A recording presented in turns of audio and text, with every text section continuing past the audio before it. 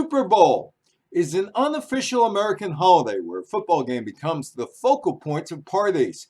But none of this existed before 1967, and it took an act of Congress to create the Super Bowl. The event's roots can be traced back to a game that was never played, the 1965 American Football League All-Star Game in New Orleans. African American players boycotted that game, and it set off a series of events that concluded in the first championship game between the AFL and the NFL almost 2 years later.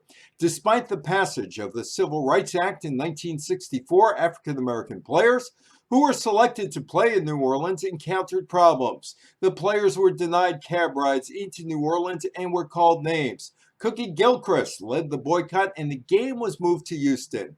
New Orleans never got an AFL team, but when the two leagues merged in 1966, New Orleans became a political football. The merger needed congressional approval first, and there were two roadblocks. Louisiana Senator Russell Long and Congressman Hale Boggs, also of Louisiana, two powerful players in both chambers. NFL Commissioner Pete Rozelle lobbied both, and both said they didn't see how a merger would benefit New Orleans. Eventually, Rozelle got a deal together.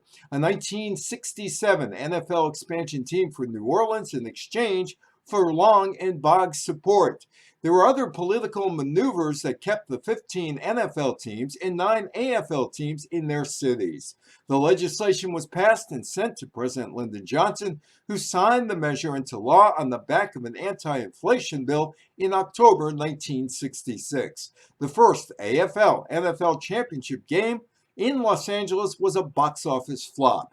The Super Bowl is a product of Jim Crow and an act of Congress. I'm Evan Weiner.